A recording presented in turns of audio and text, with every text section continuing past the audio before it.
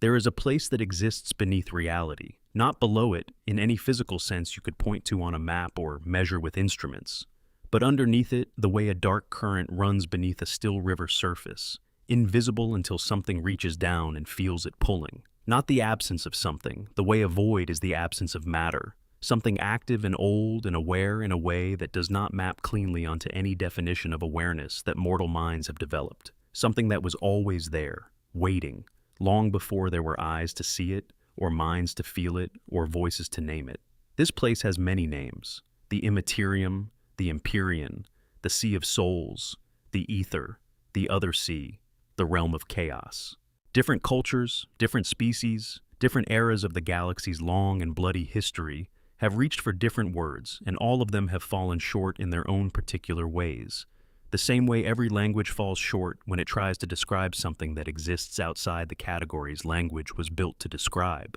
But most who speak of it, in hushed voices and with warding signs pressed against their lips, simply call it the warp, a short word for an incomprehensible thing, the same way humans have always used short words for the things they most fear. And today, we are going to spend a long, quiet, and deeply unsettling amount of time thinking about it. Really thinking about it, not just the surface, not just the dramatic moments, but the underlying nature of what the warp is and why. Once you understand it clearly, it is the most terrifying thing that any science fiction or fantasy setting has ever built into its foundations. The warp is not a backdrop.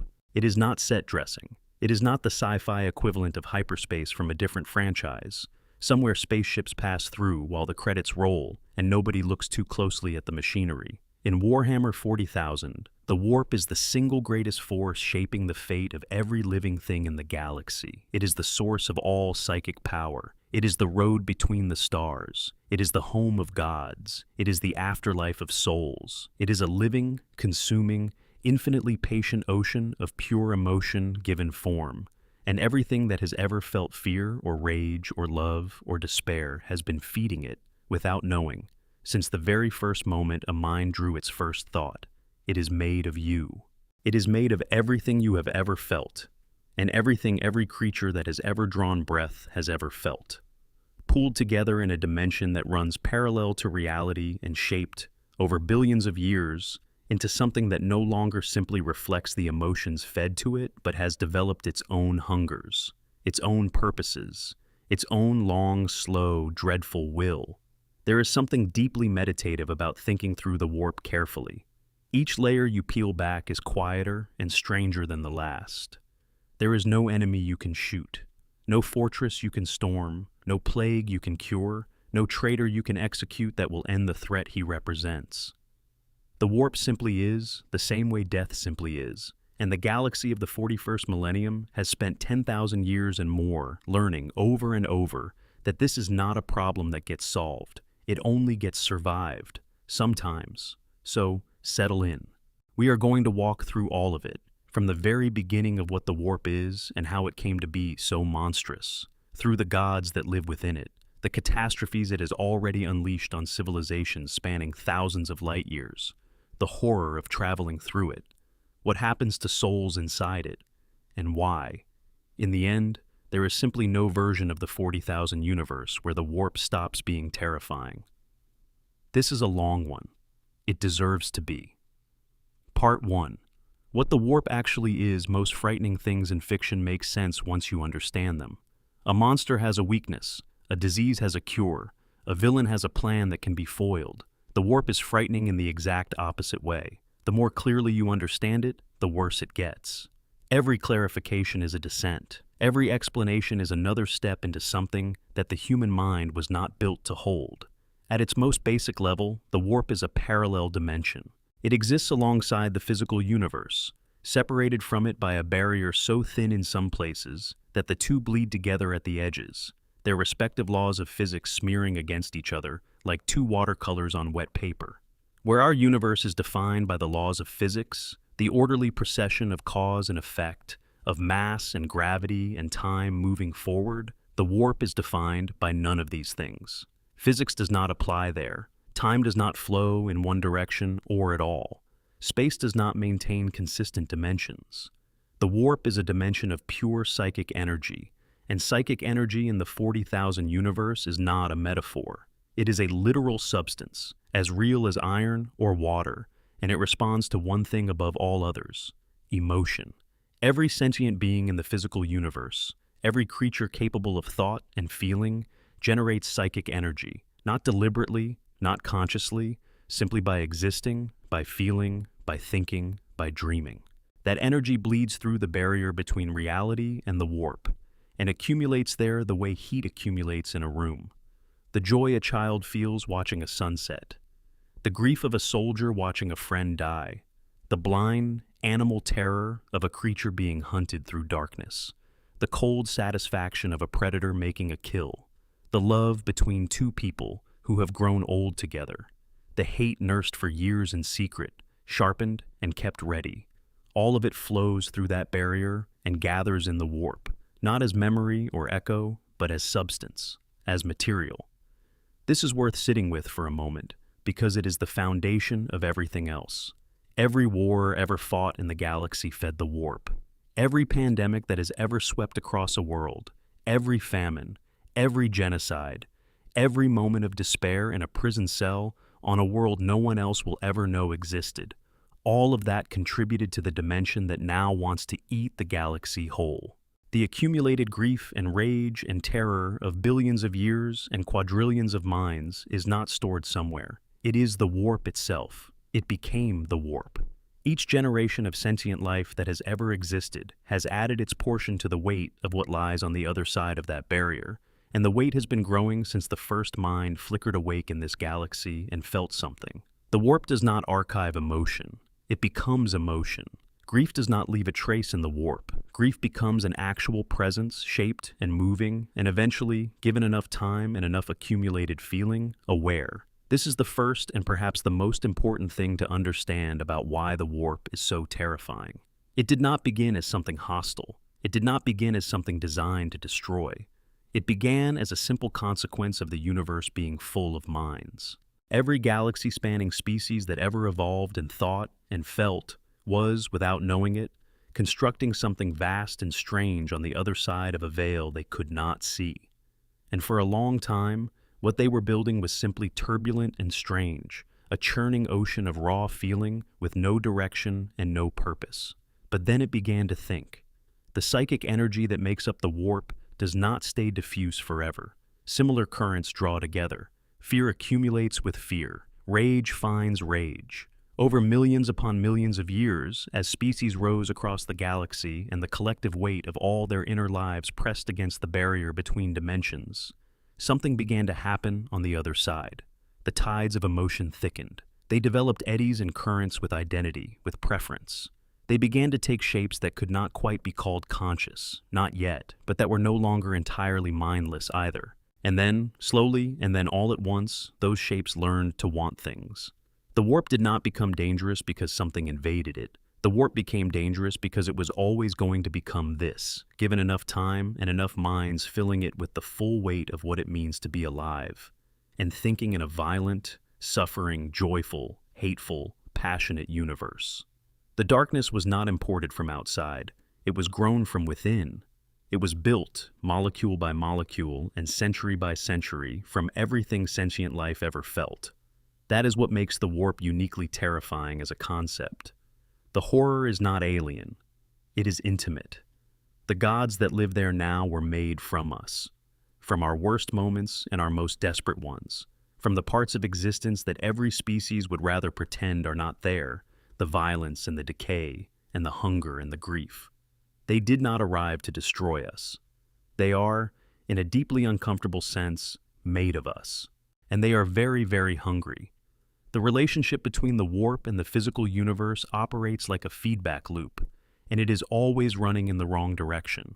The more violence and suffering fills the galaxy, the more powerful the entities of the warp become. The more powerful those entities become, the more they reach through the barrier to spread the conditions that feed them. More war, more plague, more corruption, more screaming, all of it flowing back through the veil and making the darkness on the other side grow louder and more awake. There is no equilibrium here. There is no natural balance that eventually stabilizes things. The warp's growth is a ratchet. always clicking forward, never clicking back. And by the 41st millennium, after 10,000 years of the most relentless, galaxy-spanning conflict the setting has ever seen, the warp is not just dangerous, it is glutted. Swollen beyond any historical precedent with the accumulated psychic weight of quadrillions of deaths and the emotions that surrounded every single one of them. The warp does not look like anything, in the same way that a dream does not look like the room you fell asleep in. It has no consistent geography, no reliable landscape. Scholars and survivors who have tried to describe it reach almost uniformly for images of oceans and storms. The most common metaphor in the lore treats the warp as a sea, an infinite dark ocean where the currents are made of raw feeling and the waves are composed of howling, hungry fragments of thought. This analogy works better than most because it captures the way the warp has depth, the way there are surfaces and shallows, and places that are considerably more navigable than others. And then there are deep places where the currents run in directions that have no physical parallel, and the pressure of accumulated emotion is enough to reshape any consciousness that encounters it. The light is wrong there, if there is light at all. Colors that do not exist in the physical spectrum bleed through the darkness. Colors that the eye of a mortal being was never built to process, that land on the retina and somehow carry information that bypasses normal visual processing and goes directly somewhere deeper. Navigators who look into the warp through their third eye describe this phenomenon, the way the sight of the warp carries meaning that they cannot quite translate, the way certain currents and formations of warp energy communicate something that feels like language, but that falls apart before it can be spoken. Distances shift. Directions mean nothing. A traveler who somehow walked into the warp unprotected might find themselves moving towards something that recedes as they approach, or suddenly arriving somewhere without having moved at all. The geometry of the warp is a reflection of minds in turmoil, and turmoil does not follow straight lines. Sound, if you could hear anything, would be wrong in the same way. Not silence, but something worse than silence. The warp is described in various texts as full of voices, whispers, and shrieks that seem to come from everywhere and nowhere, that make sense for just a fraction of a second before collapsing into nonsense, that sometimes sound heartbreakingly like someone you knew.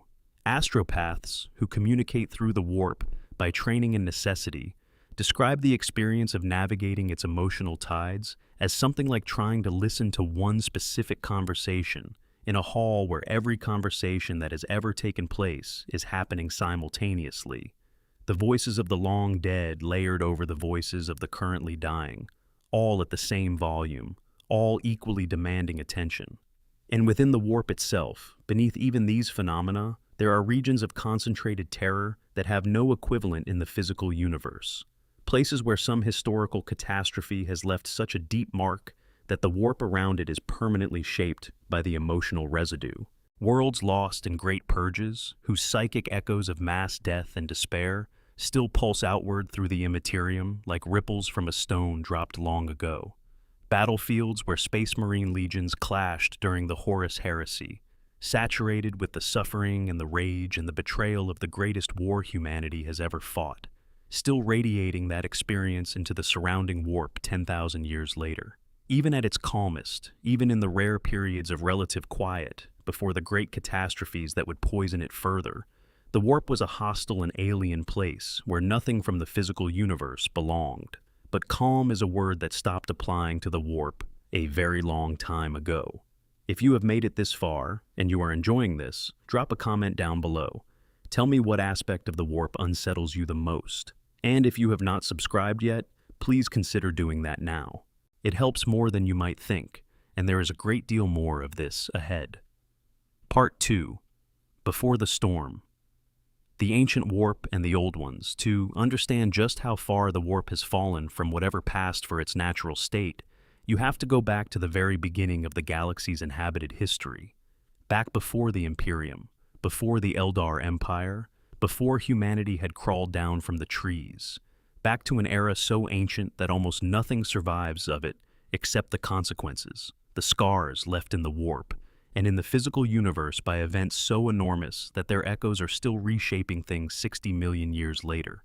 In the earliest epics of the Warhammer galaxy, the warp existed but was nothing like the churning catastrophe it would become. The intelligent species of that time, still primitive and scattered, were generating psychic energy, but not enough to truly animate the warp into the kind of monstrous self-awareness it would eventually achieve. The currents ran and the tides shifted, but the great entities that would one day call the warp home had not yet coalesced. The warp was more like weather than like war, unpredictable and sometimes deadly, certainly, but not directed. Not hungry in the deliberate, patient way hunger would eventually describe it. A scholar of that era, had one existed, might have described the warp as simply a natural phenomenon, extraordinary and alien and dangerous in the way that all great natural forces are dangerous, but without the additional quality of being actively, personally opposed to the existence of the things encountering it. The species that dominated this ancient era were called the Old Ones. Their name in the original lore carries the weight of a civilization so far in advance of anything that followed that their technology looked indistinguishable from God's work, which is both a cliché and an accurate description of what the gap in capability actually means. We do not know what the Old Ones called themselves. We do not know what they looked like in their original forms. What we know of them comes filtered through the records of the species they created and the secondary evidence of what happened when they were gone. They were the architects of species.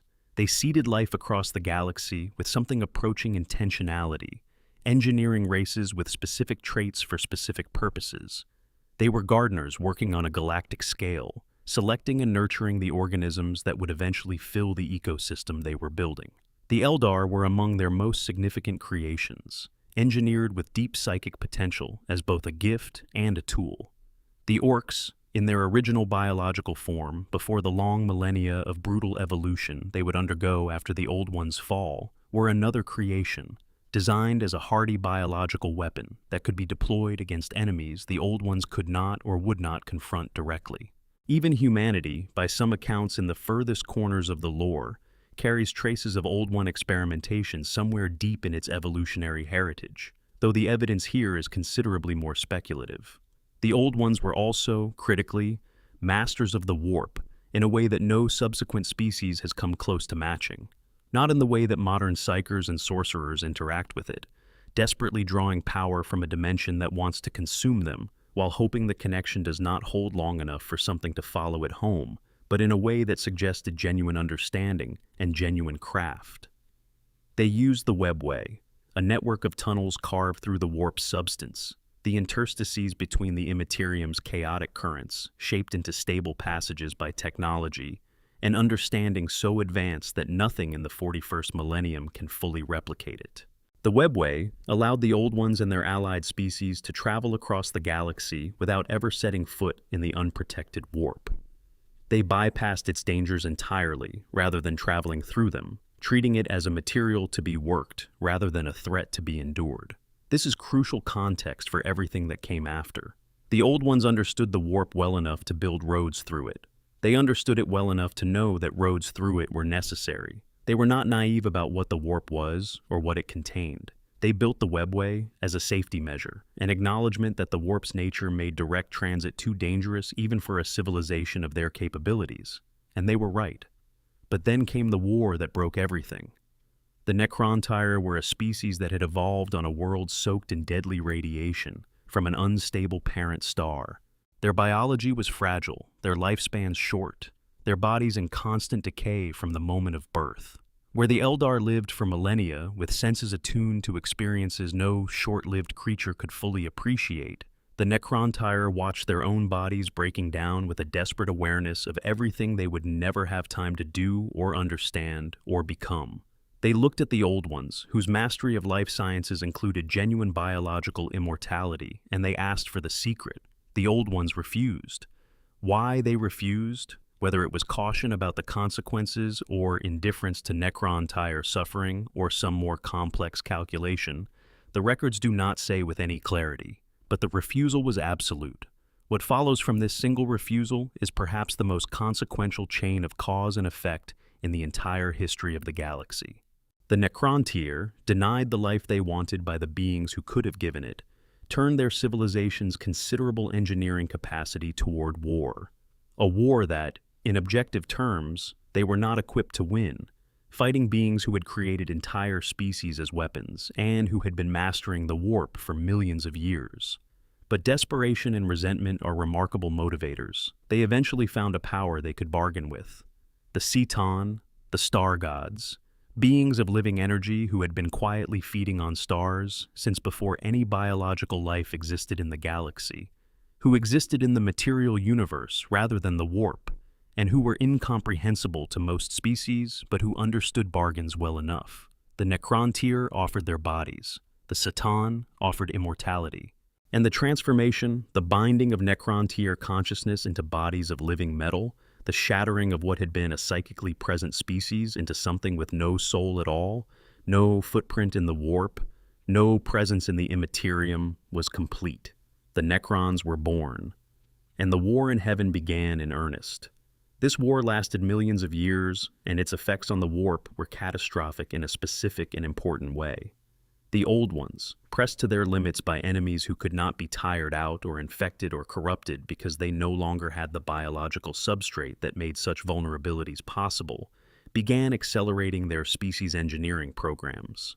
Armies of purpose-built psychic creatures were seeded across the galaxy, and all those billions and trillions of new psychically active minds began pouring an unprecedented flood of emotion into the warp.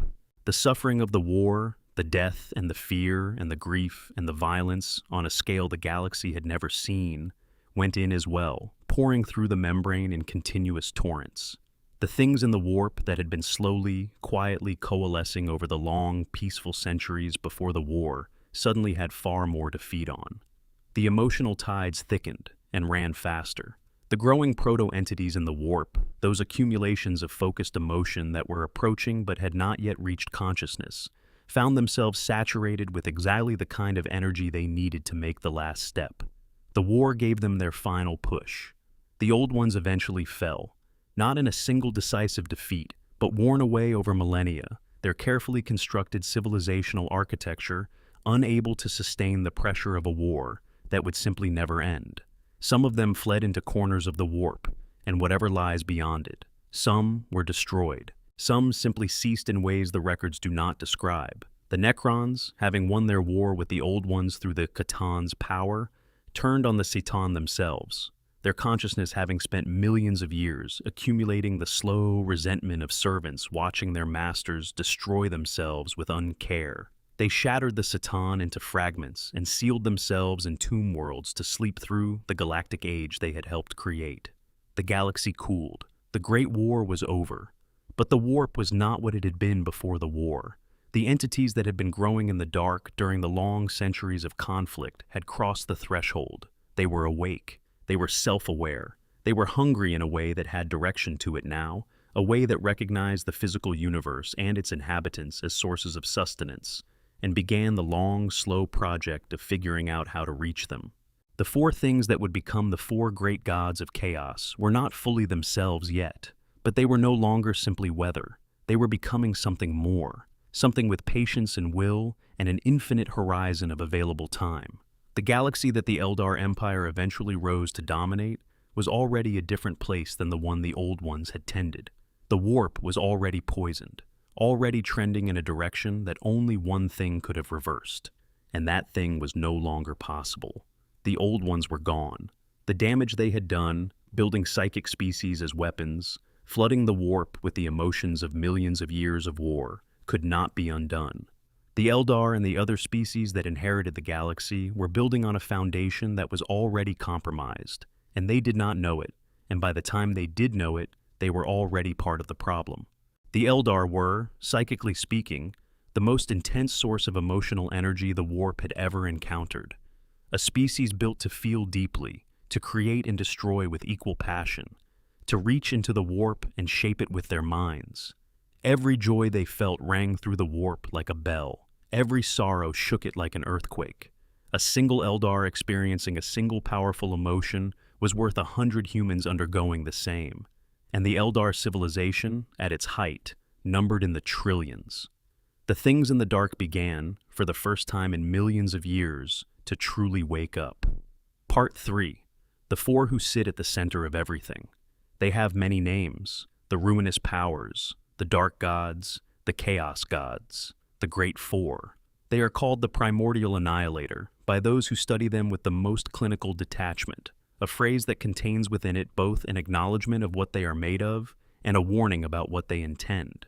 In the imperial cult, they are spoken of as the great enemy in all its forms, and in the traditions of their own followers, they are spoken of as patrons, as gifts, as the truest gods in a universe full of pretenders to that title. Their names are Horn, Tzientch, Nurgle, Slaanesh, four distinct entities, Siboomos, each the embodiment of a specific cluster of mortal emotion, each a self-aware psychic presence of incalculable power, each ruling over a domain within the warp that is less a place than an expression of their nature. They are not allied. They are not working toward a shared goal. In the cosmic game, they play against each other, called the Great Game. They are each other's enemies as much as they are enemies of anything mortal. But they are also, all four of them, made of the same substance, the emotional output of every thinking thing in the physical universe since the dawn of intelligence. The oldest of them, by most accounts, is Khorne, the blood god, the lord of battle.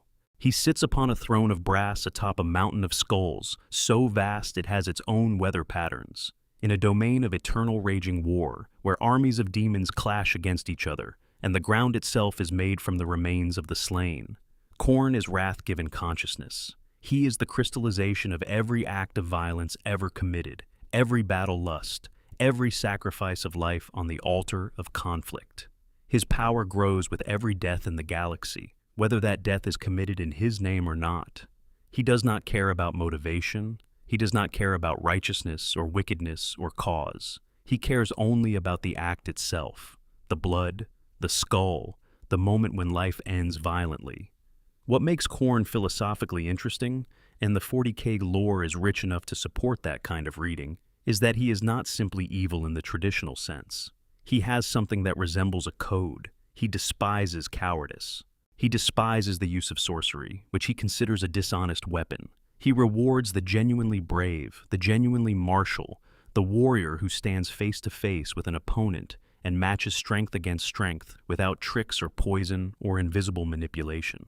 There is something in Khorne's domain that functions as honor, twisted and drowned in blood as it is. His sacred number is 8, woven through his armies and his rituals. His realm, the blood god's domain, is a place where the greatest warriors that have ever existed fight and die, and are reborn to fight again, endlessly, because the joy of battle is the only theology Khorne preaches. He is the most powerful of the four in the 41st millennium, by most measures, because rage and violence are the most universal of all mortal experiences, because every species that has ever existed has known war, because the galaxy has been at war continuously for so long that the blood pouring into the warp every second of every day is beyond any calculation. Tzientch is his closest rival, and the contrast between them could not be more complete. Where Khorne is simple and direct, Tzientch is incomprehensible in his complexity. He is called the Changer of Ways, the Architect of Fate, the Great Mutator, and he is the embodiment of ambition, change, hope, planning, and sorcery. Every scheme ever hatched, every plan ever laid, every hope for a different future than the one currently bearing down, feeds Tzientch in some small way. He is the god of the long game, of the plan within the plan within the plan, of manipulation so subtle that the being manipulated believes, with complete sincerity, that every step they have taken toward their doom was their own idea. Tzientch's realm in the warp, called the realm of the sorcerer, is perhaps the most alien of all the chaos domains. It is described as a place of constantly shifting crystalline structures, where towers and spires of pure magical energy grow and collapse and grow again in different configurations from moment to moment. Colors not found in the physical universe paint everything. The geometry changes so fast that a visitor might walk through the same door twice and emerge somewhere entirely different both times.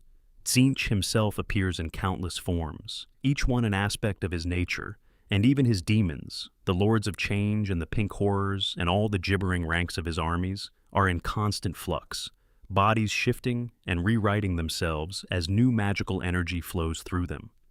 There is a particular horror in Tzeentch that the others lack. Khorne, at least, is honest. Nurgle, as we will see in a moment, is grotesquely open about what he offers. Slaaneash's temptations are obvious even when they are beautiful. But Tzeentch works in the spaces between awareness. By the time you realize you are in one of his plans, you have almost certainly already been in it for years. Every piece of good fortune that has positioned you for the fall, every mentor who steered you gently in the wrong direction, every seemingly random event that turned out to be anything but random. Tzeentch is the proof that the most terrifying thing in the 40,000 universe is not a weapon or a demon or a plague. It is a mind that has been thinking longer than civilization has existed, with no purpose except to change things and watch what happens. He is also, in an ironic way, his own limitation. Because Tzeentch loves change and complexity, he is constitutionally incapable of achieving his final goals. A universe conquered is a universe without further change. A plan completed is a plan no longer worth running. He sabotages his own victories because the process of scheming is, for him, more satisfying than any outcome. This does not make him less dangerous. If anything, it makes him more so because you cannot defeat him by foiling his plans. He simply begins new ones.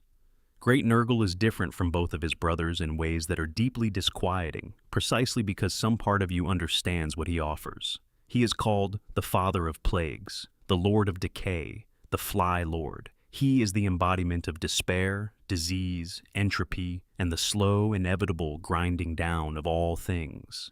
He rules over a domain that should, by every right, be the most horrifying of all, a garden of infinite pestilence where bloated, rotting things shamble through decay and ruin while fly swarms blot out whatever light there is. His physical manifestation, when he chooses to take one, is an impossibly obese figure, skin split and leaking, organs visible, every plague that has ever existed running through his flesh simultaneously, humming cheerfully to himself as he tends his garden and watches his diseases spread. And yet, of all the Chaos Gods, Nurgle is described as the most genuinely paternal toward his followers. He does not simply use them, he gives them something real. His gifts are grotesque. His gifts are disease and mutation, and a body that ceases to feel pain because it has ceased to be capable of feeling much of anything else. But he provides community. He provides belonging. He provides the removal of fear of death, which is the oldest and most crippling fear of every living thing. His followers do not simply serve him. They believe that he loves them, and in the twisted way the 40K universe works, he actually does. In the only way an embodiment of disease and despair can love anything. The horror of Nurgle is that he is right about something. There is a version of his offer that is genuinely appealing to beings who are suffering. He says, "Stop fighting, stop being afraid. Everything decays, everything ends. Accept this, become part of the cycle." And when a mortal being is frightened enough, or sick enough, or alone enough, that offer has teeth. It is the comfort of giving up made into a god, and given the ability to follow through on its promises. His conflict with Tzeentch, his particular enemy among the four, makes perfect sense from this perspective. Tzeentch is change, hope, the drive toward a different future.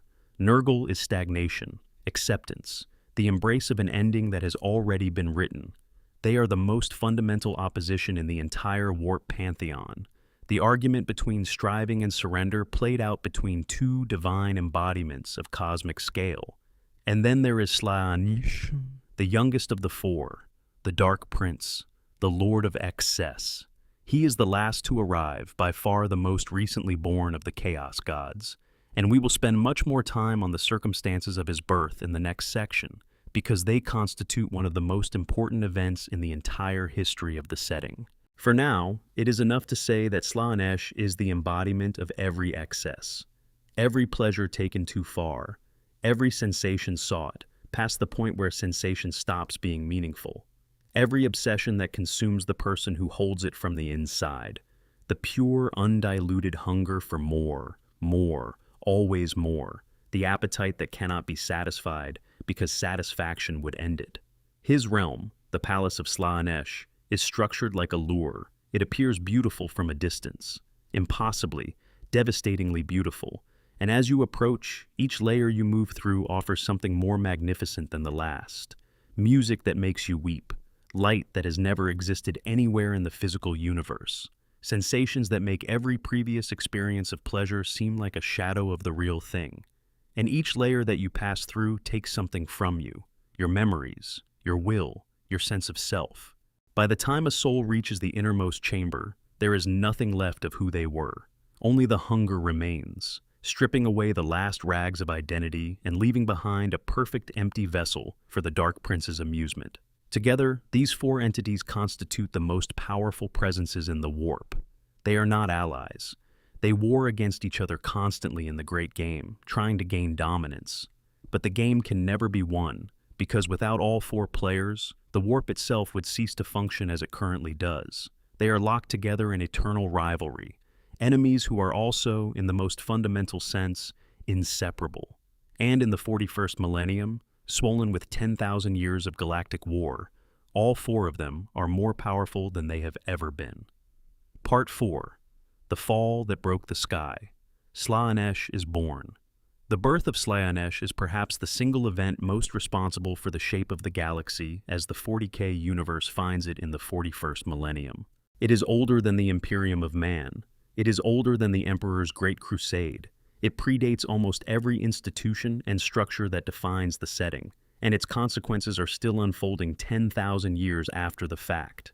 To understand the warp's full horror, you have to understand what happened to the Eldar, because what happened to them is a blueprint for what the warp can do to an entire civilization. The Eldar Empire at its height was the dominant force in the galaxy. They had been there when humanity was still learning to make fire, when the first primitive human villages were being scratched into the mud of early Earth. The Eldar had already been a spacefaring civilization for longer than humanity has existed in any form whatsoever. Their technology was not just advanced by comparative standards, it was advanced in kind, operating on principles that even the finest minds of the Adeptus Mechanicus in the 41st millennium can only partially grasp. They were psychic to a degree that no other species could touch, capable of shaping reality itself through the power of their minds and their craftsmanship with wraithbone, the psychic material they used to build their worlds and their ships. They were, for millions of years, the closest thing the galaxy had to masters, and then they chose to become something else. The problem with a civilization that has solved all of its material needs is that it still has minds. Minds that need things to do. Minds that, in the absence of challenge or struggle or want, turn inward and begin searching for something to feel. The Eldar, with their extraordinary psychic depth and their extraordinary lives, which stretched across centuries, turned inward. Pleasure cults arose, then expanded, then became the defining architecture of entire worlds. Excess that would have been considered monstrous in any earlier era became ordinary. Ordinary became not enough. Not enough required more. The philosophers and prophets among the Eldar, who could see where this was going, warned their civilization for centuries. They were laughed at, or ignored, or quietly removed. The wiser ones left. These were the Exodites, who fled on great colony ships and settled distant worlds, choosing hardship over the comfortable hell their kin were constructing. Others began building the craft worlds, vast living ships that would serve as arks when the inevitable came. The seers among them looked into the warp and saw something growing there, fed by the collective psychic outpouring of trillions of Eldar minds drowning in sensation and excess, and they understood what it was going to become. But civilizations, even brilliant ones, are not easy to turn. The momentum of a culture running toward a cliff edge has a mass that individual warnings cannot slow. The pleasure cults continued, the excess deepened, and in the warp, fed by the most intense psychic signal it had ever received from any species, something began the last stages of its becoming. When Slaanesh was born, it was not a quiet event. The birth cry of a new chaos god tore through the warp and the physical universe simultaneously, a psychic implosion, the likes of which the galaxy had never experienced. The Eldar worlds at the heart of the old empire, where the pleasure cults were densest and the psychic saturation was most extreme, were simply erased, not destroyed in any conventional sense. The warp swallowed them whole. An area of space approximately 20,000 light-years across was transformed in a single moment from a part of the physical universe into a permanent overlap of the warp and reality, a place where the laws of physics no longer apply, and the realm of chaos exists simultaneously with what used to be the material world. We call that place the Eye of Terror, and we will return to it. The Eldar who died in that moment, trillions of them, did not die in any ordinary sense. Their souls were drawn out of their bodies as the newborn god took its first breath, inhaled into Slaanesh's essence, consumed. The greatest civilization the galaxy had ever produced ceased to exist between one heartbeat and the next. Those Eldar who survived, the Exodites far enough away, the Craftworld Eldar sealed within their psychically shielded ships, those in the webway when it happened, they survived. But survival for the Eldar means something different than it used to. Every Eldar who dies today, unless their soul is captured in a spirit stone the moment of death, is consumed by Slaanesh. The great enemy, they who thirst, waits in the warp for every Eldar soul with the patience of something that has already eaten an entire civilization and is happy to wait for seconds. The Eldar are haunted, every day of their long lives, by a god that exists specifically because of what their civilization chose to become. There is no escaping this fact, no pretending it away, no philosophical framework that makes it bearable. The most powerful species in the galaxy destroyed itself from within, and the method of its destruction is still sitting in the warp right now, still hungry, still focused on the remnants of the meal it began 10,000 years ago and more. This is the horror the warp enables.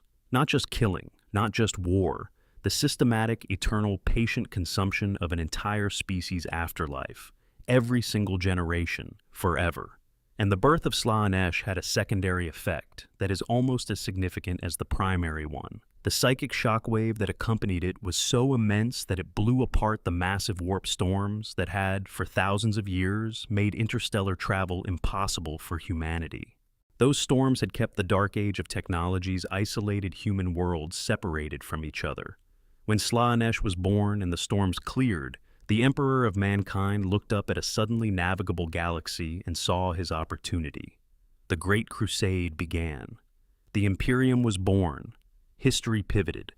The birth of a god of excess, fed by the self-destruction of the galaxy's greatest civilization, is what made the Imperium of Man possible. There is something deeply uncomfortable about following that chain of causation all the way to its end.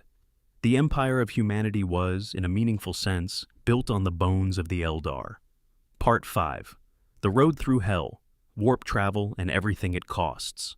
If the warp were only a spiritual threat, something that could be addressed by the right rituals or the right prayers or simply by not being a psyker, then in theory, you could build a civilization that kept it at arm's length. You could seal your borders. You could refuse to engage. You could survive by simply keeping the door shut and letting the warp be something that happened to other people in other places. But the warp is not only a spiritual threat. It is the only road.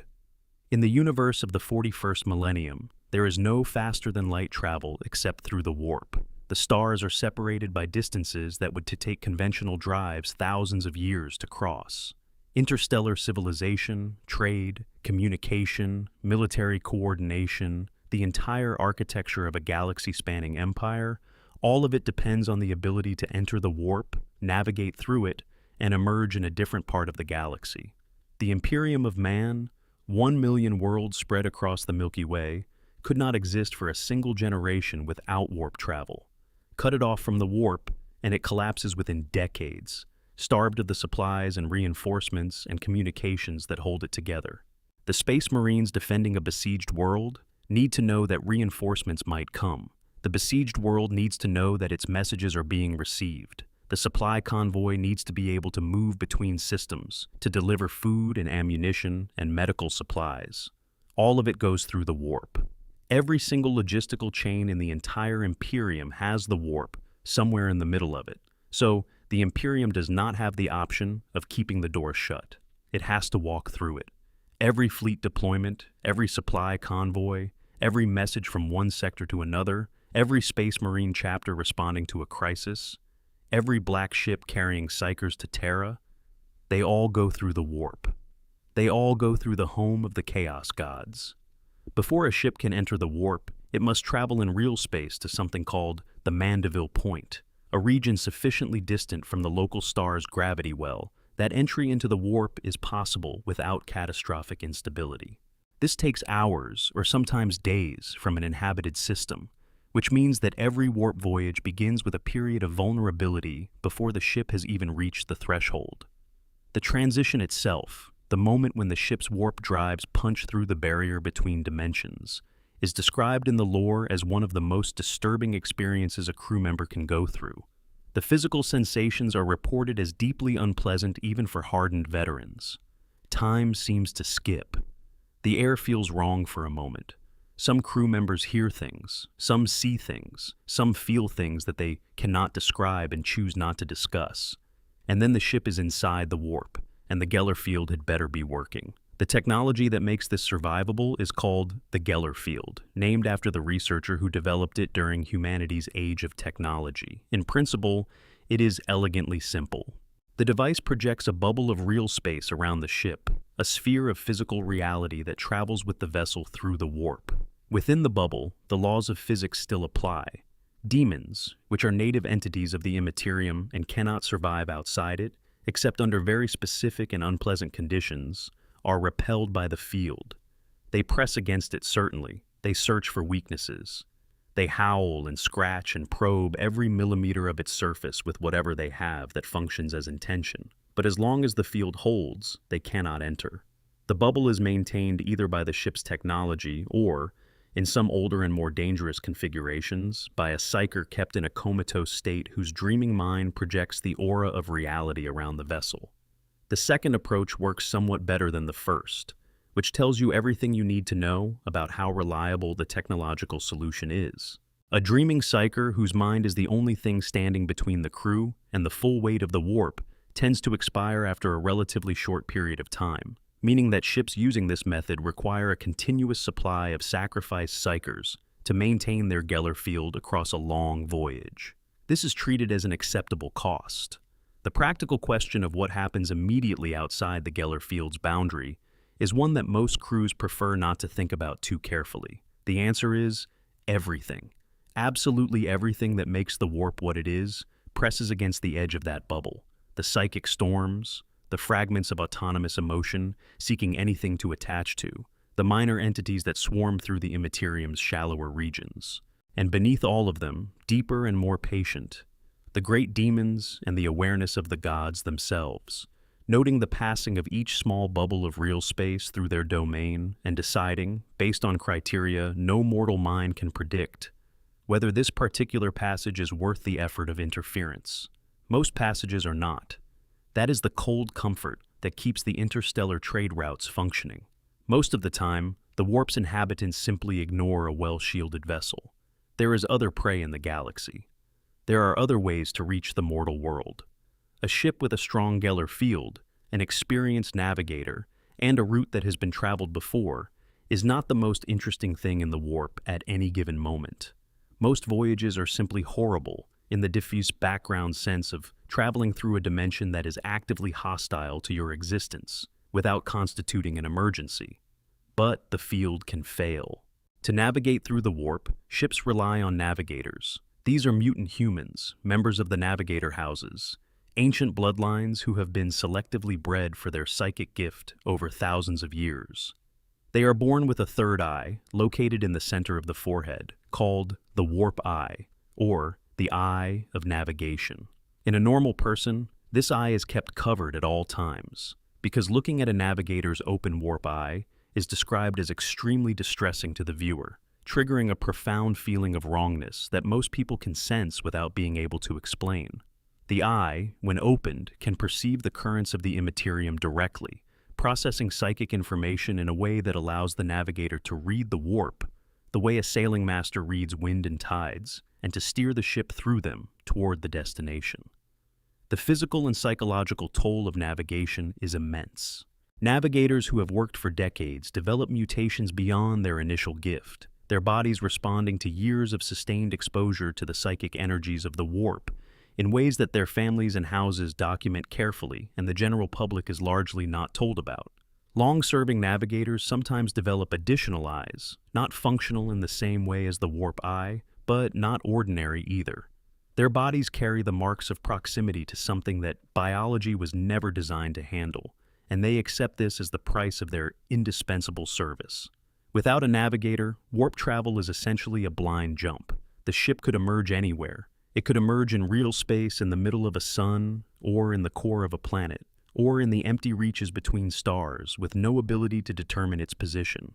It could not emerge at all, spending whatever remains of its existence circling in the warp's currents until the Geller field eventually fails and the crew meets whatever comes through afterward. Even with a navigator, accuracy is a matter of degrees rather than certainty. A navigator can get you close. They cannot guarantee arrival time, arrival location, or the condition of the ship upon arrival. Navigators also need a fixed reference point to steer by, and in the Imperial system, that reference point is the Astronomicon, the psychic beacon projected by the Emperor of Mankind from the Golden Throne on Terra. The Astronomicon is visible across the whole navigable galaxy as a blazing light in the warp, a fixed star that navigators can orient by the way ancient sailors once oriented by the sun. It is powered by the psychic sacrifice of thousands of human psychers who are consumed by the process, burned up by the experience of channeling the Emperor's psychic power through their fragile mortal minds. 10,000 fresh psychers are consumed to feed the Astronomicon each year. The black ships that collect psychers from across the Imperium bring some to serve here, and serving here is not surviving. This is the infrastructure that holds the Imperium together, and every element of it is fragile. Geller fields fail. They fail because of mechanical malfunction, because of sabotage, because of a fluctuation in the warp that no technology can fully anticipate, because of something on the other side pressing too hard at just the right moment. When a Geller field fails while a ship is in transit, the consequences unfold in stages, each more terrible than the last. The crew that are killed immediately are the lucky ones. Demons pour in through the breach, drawn by the sudden exposure of mortal souls. Possession spreads from crew member to crew member, transforming them into things that wear familiar faces but serve alien purposes. Sometimes the crew fights back, sealing bulkheads and making stands in armored corridors, spending lives to protect the field emitters long enough for repair crews to reach them. Sometimes the repair crews are the first to be possessed. The ships that emerge from the warp with no crew are not uncommon enough to be remarkable. They drift through the void with all their systems intact and their logs showing a voyage that began months or years ago, and when boarding parties enter they find nothing. No bodies, no blood, no sign of struggle. Whatever happened, happened cleanly or happened fast, and the ship simply carries the absence of everything it set out with like a scar. They are called ghost ships, and the Imperial Navy encounters enough of them to have protocols for handling them. The protocol is generally to board with caution, document what you find, and ask no questions that the evidence available cannot answer. In some of the stranger ghost ship cases, the logs show nothing wrong, crew present and functioning, navigation on course, Geller field nominal, and then, without any logged event or any transition in the data, the crew is simply gone. No final log entry, no emergency alert, no sign that the crew knew anything was happening to them. These cases are the ones that navigators and admirals prefer not to discuss with the general crew, because there is no explanation that makes the next warp transit feel safer. Time itself is the other great terror of warp travel, and it is the one that navigators and admirals and merchants dread above almost everything else, because it is the one that no engineering solution can address. The warp does not experience time the same way the physical universe does. Duration in the warp bears no consistent relationship to duration in real space. A voyage that takes a ship 3 weeks in subjective time might consume 3 decades in real time at the destination, or 3 hours, or 3 centuries. The direction of the divergence and its magnitude are not predictable, not fully, and while experienced navigators and well-traveled warp routes give better odds, there is always uncertainty. Ships have emerged from the warp to find that everyone they knew at their departure was long dead. Armies dispatched to relieve a siege have arrived to find the siege resolved, one way or another, a generation before their arrival. Fleets that jump simultaneously from the same point have arrived months or years apart at the same destination. so that the advance force has been fighting and dying waiting for reinforcements that the reinforcements believe they just dispatched. Crew members have aged decades during a journey that felt like weeks to them, stepping off their ship into a world that has moved on without them. Crew members have emerged from a crossing apparently younger than when they left, which raises questions about where the extra years went that no one has ever satisfactorily answered. The imperial calendar, in the 41st millennium, is already acknowledged to be unreliable across different sectors of the Imperium. The accumulated temporal drift from 10,000 years of warp travel and the inherent inconsistency of the medium has made it impossible to maintain a truly synchronized clock across a galaxy-spanning empire. Different sectors are operating on calendars that disagree with each other by years or decades. When Robute Guilliman returned from the warp in the wake of the 13th Black Crusade, one of his first acts as Lord Commander was to order a comprehensive revision of the imperial calendar to acknowledge this reality. The Great Rift's creation made the problem so much worse that pretending the old calendar still worked was no longer sustainable. And beyond the time and the demons and the Geller fields, there are the warp storms themselves. Regions of the immaterium where the psychic weather is so severe that even experienced navigators cannot chart a path through, where the currents run counter to any known direction and the pressure of accumulated emotion is strong enough to overwhelm a ship's shielding systems, even when they are functioning correctly. Warp storms last anywhere from weeks to centuries. During the Age of Strife, before the Emperor's Great Crusade, warp storms isolated every human world from every other for 5,000 years. Entire civilizations rose and fell in that isolation. When contact was restored, the Imperium found some worlds exactly as they had been left. Others had descended into barbarism or theocracy or decay. Others had transformed into something unrecognizable. Others were simply gone. The Great Rift, which we will discuss in its full terrible detail later, represents the most recent and most catastrophic escalation of this phenomenon. But even in calmer eras, the warp route between any 2 points in the galaxy is never entirely safe. The fact that the Imperium maintains interstellar travel at all, across 1 million worlds, through a dimension that actively wants to eat everyone who enters it, is a genuinely staggering achievement. That it does so with technology that is mostly in the process of slowly breaking down, maintained by rituals that the maintainers only half understand, navigated by mutants who pray to a god emperor in a dying body on Terra, is a measure of how desperate and tenacious the human spirit truly is. It is also a measure of how bad the alternative is, because the alternative to warp travel is isolation. And isolation in the 41st millennium is death by slow starvation as 100 different enemies close in on every world that can no longer call for help. Part 6.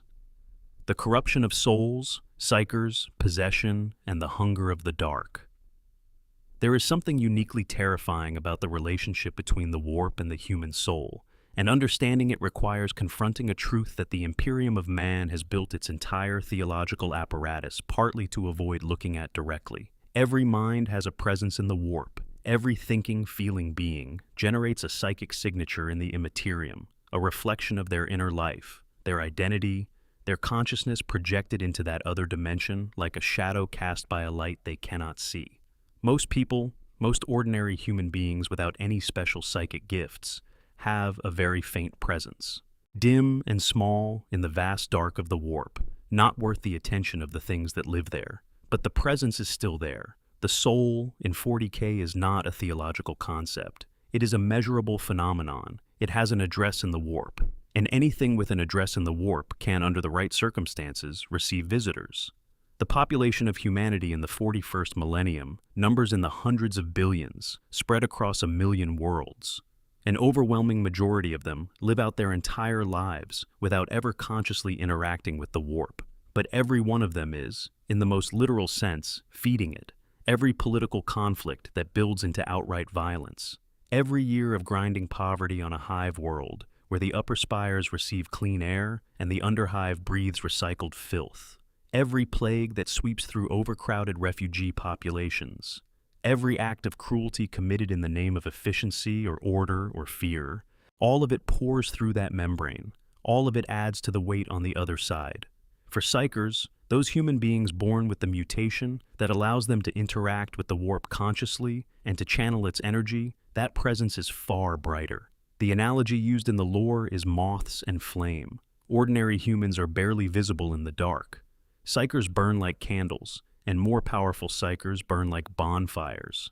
Alpha-level Psykers, those at the very top of the power scale, are described as burning so brightly in the warp that their presence is visible from enormous distances within the immaterium, attracting attention the way a lighthouse attracts ships. Except that the ships in this case are demons and worse things, and they are not looking for safe harbor, they are looking for a meal.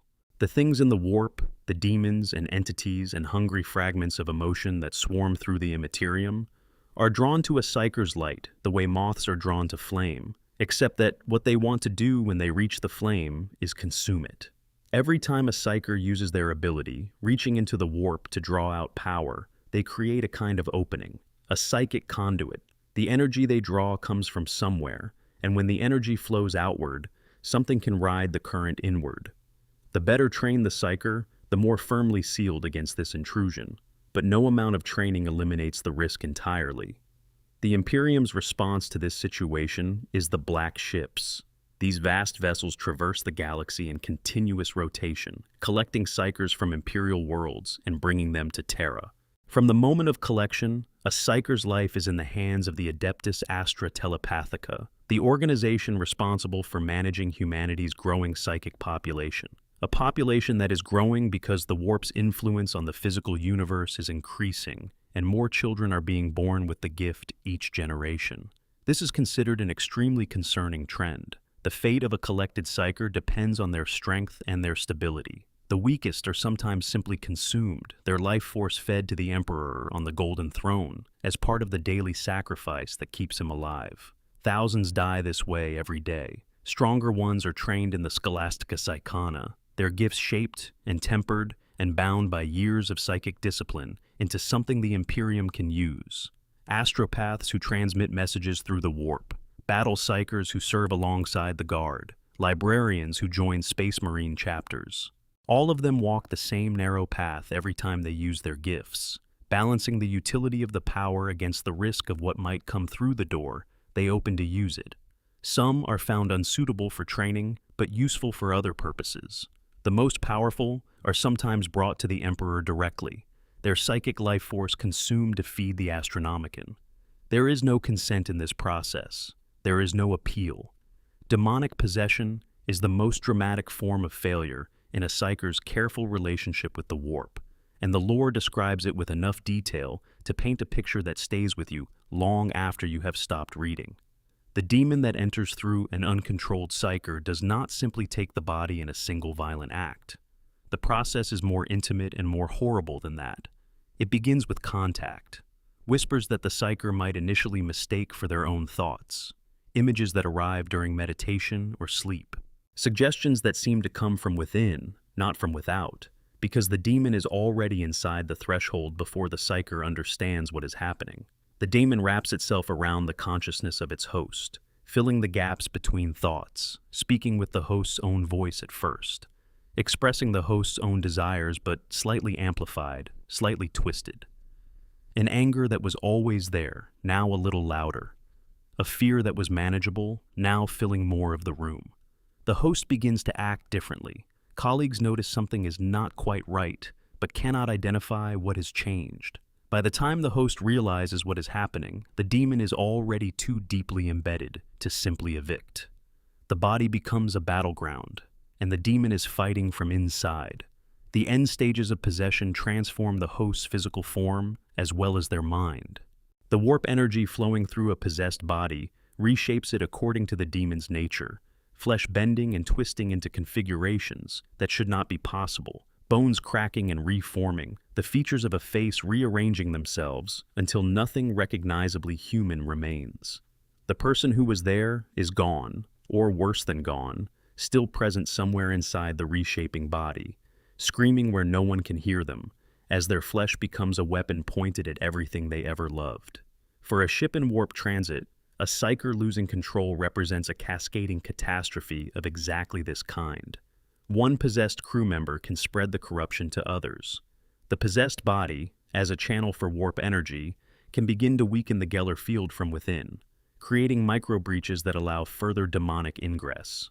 A ship with a single psyker who cracks under the pressure of the warp can rapidly become a ship with multiple possessed former crew members and a Geller field whose integrity is deteriorating in real time, with no way to know how much time remains before it fails entirely. This is why the Inquisition exists in the form it does. The Ordo Hereticus hunts unregistered psykers. The Ordo Malleus hunts demonic incursions. The overlap between these two briefs is significant and intentional. An unregistered psyker is not simply a person with illegal gifts. They are an unsecured door into the warp.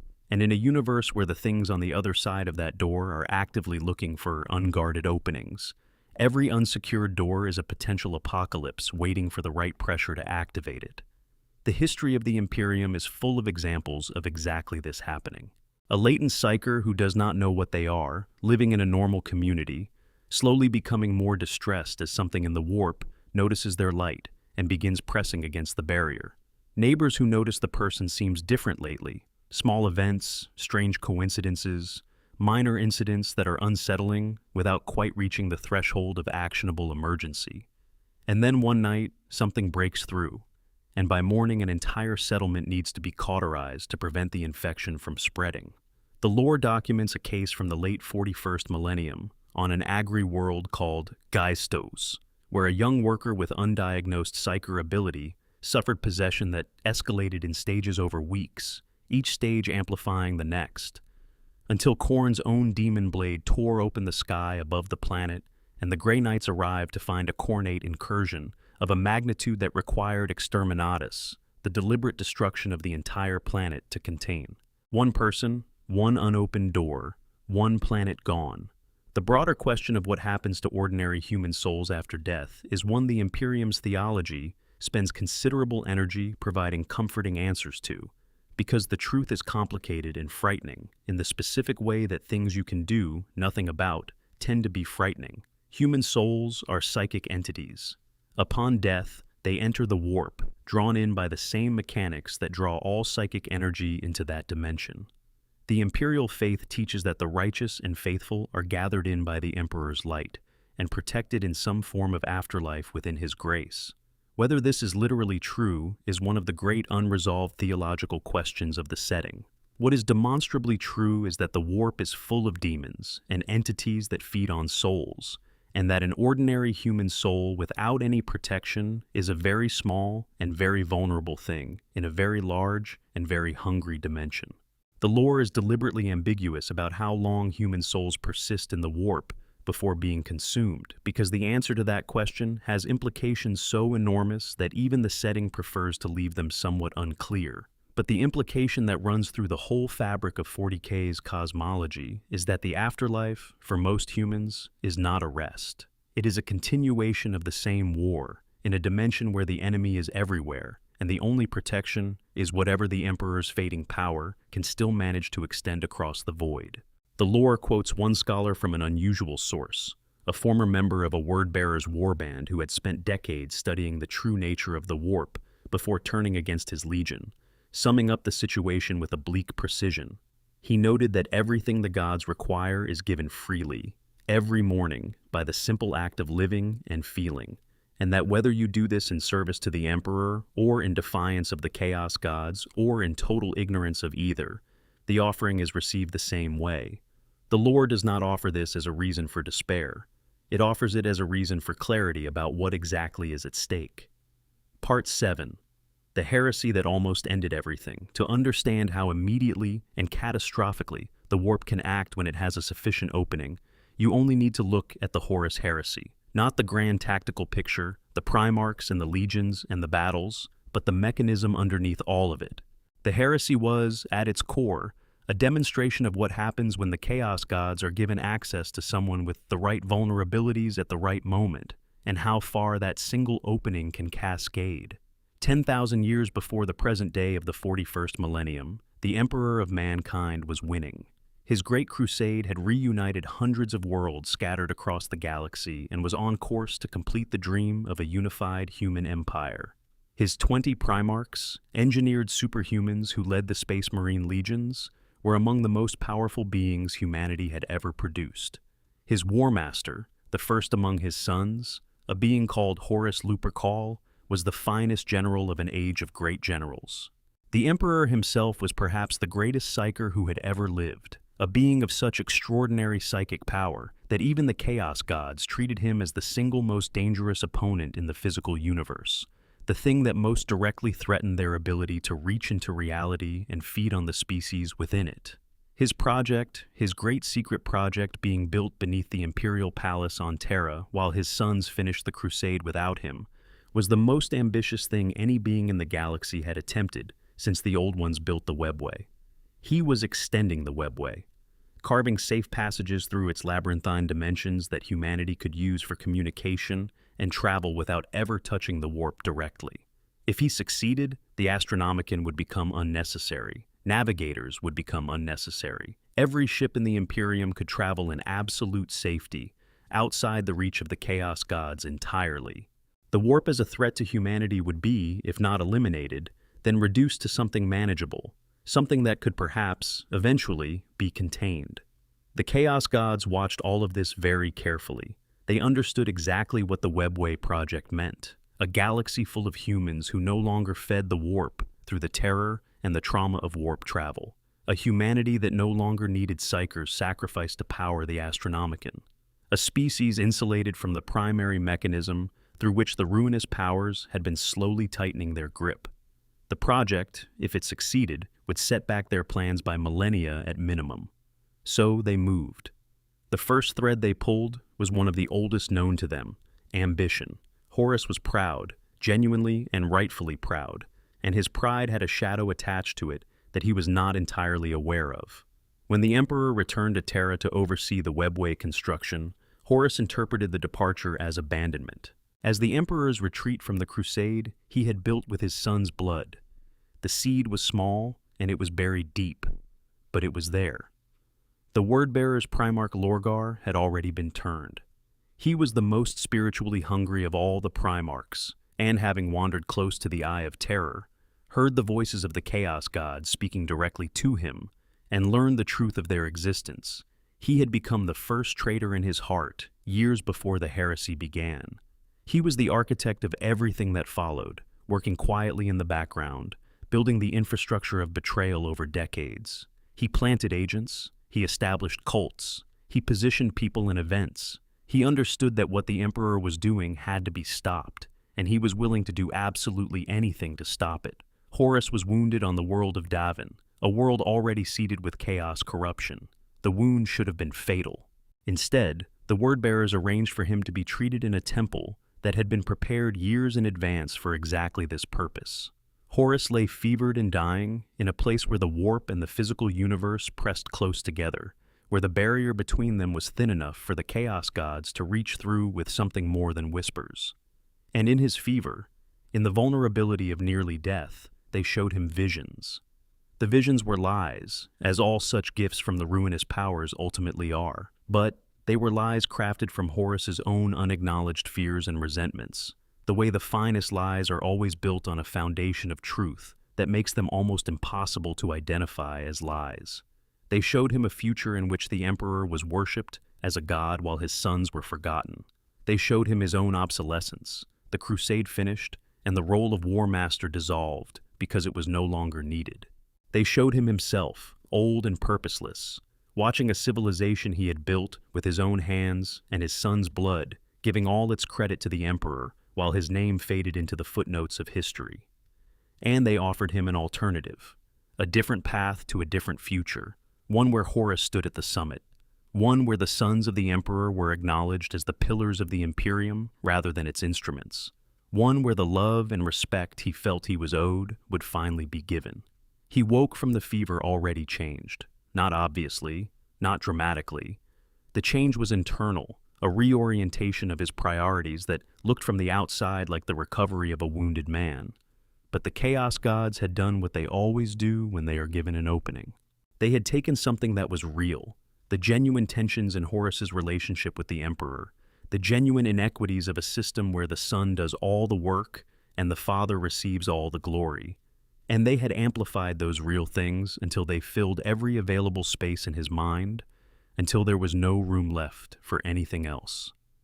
The corruption spread from Horus outward through the legions he commanded, and then outward further through the legions of his brothers who were sympathetic or afraid or deceived. Not all of them fell the same way, and this is worth dwelling on because it illustrates how many different angles the warp can attack from simultaneously. Magnus the Red felt at Tzeentch, his vast sorcerous pride and his love of knowledge turned against him when he tried to warn the Emperor of the heresy through psychic means and accidentally destroyed the Webway project in the process, then found himself hunted by space wolves on the Emperor's orders, unable to prove his loyalty because the damage he had done was real regardless of his intentions. Betrayed by both Tzeentch and the Emperor simultaneously, with nowhere else to turn, he accepted the only hand still extended toward him. Mortarion was consumed by Nurgle during a warp voyage that his first captain Typhon sabotaged from within, releasing a plague into the ship's systems that the Death Guard's legendary endurance could resist but not survive indefinitely.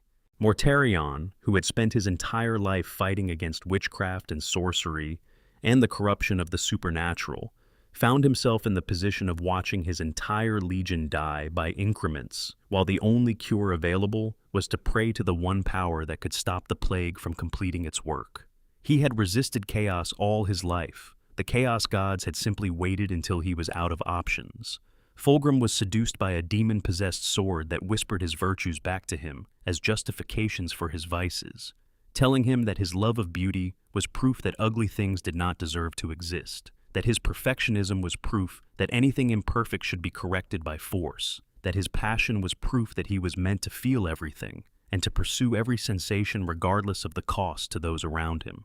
By the time he understood what the sword was doing to him, the demon inside it was already more deeply woven into his consciousness than he could excise. Angron simply burned. He had been given the butcher's nails, crude neural implants designed to suppress everything but aggression and pain, by the slavers who had captured him before the Emperor found him. The Emperor could have removed them. He chose not to, because removing them would have killed Angron, and instead brought him into the crusade with the nails still in, watching a being who should have been a living embodiment of martial brilliance, instead slowly disintegrating under the weight of perpetual rage. Khorne needed to do almost nothing with Angron. The Emperor had done most of the work already. The war that followed consumed the galaxy. More than 2.3 trillion people died in the direct fighting, and that number does not account for the populations purged afterward for chaos taint. The battles were fought across hundreds of planets. The Siege of Terra, the final confrontation, was the largest single engagement in human history, millions of combatants clashing around the Imperial Palace while the warp itself bled into reality and demons walked openly through the streets of humanity's homeworld alongside traitor space marines. The barrier between the physical universe and the immaterium was stretched almost to nothing at points during the siege, the psychic saturation of billions of deaths concentrated in one place, one moment, feeding the gods directly as the battle raged. The Emperor defeated Horus. The cost was the Golden Throne, and everything that has followed from it for 10,000 years and counting.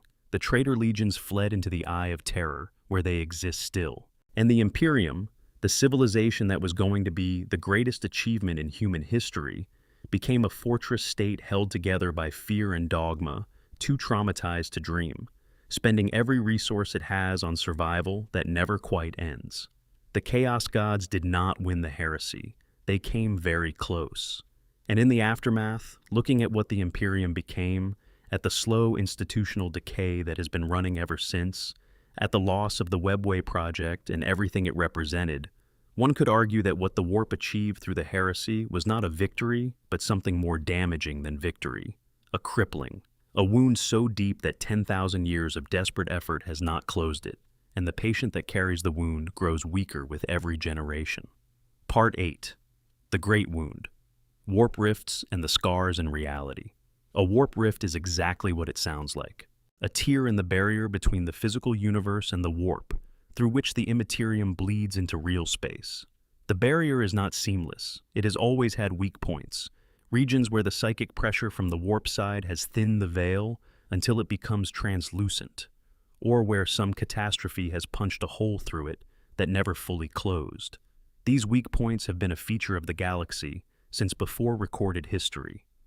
The Eye of Terror is the oldest and largest of them, the direct product of Slayanesh's birth. But in the last days of the 41st millennium, everything got significantly worse. The Eye of Terror at its origin was approximately 20,000 light-years across, an immense region where the warp and real space overlap completely, where the laws of physics blend with the laws of the immaterium, and where nothing that enters comes out the same. After the fall of the Eldar, the traitor legions fleeing the Great Scouring sought refuge in the Eye and found there a kind of immortality. The warp does not age people the way real space does. The same Chaos Space Marines who fought at the Siege of Terra 10,000 years ago in real time are still fighting today. They have not aged in any meaningful sense. They have changed, certainly, warped and twisted by 10,000 years of immersion in chaos energy, but they are still there, still carrying the same hatreds that drove them into betrayal. 10,000 years of Black Crusades have erupted from the Eye, numbered 1st through 13th, each one a massive coordinated assault through the Cadian Gate, the narrowest point of stable space between the Eye and the rest of the Imperium. The Cadians, those soldiers born and bred on the fortress world of Cadia in the shadow of the Eye's baleful glare, held that gate for 10,000 years with an almost superhuman stubbornness. Cadian children grew up being taught to hold weapons before they could read. Every generation, another Black Crusade. Every generation, another defense.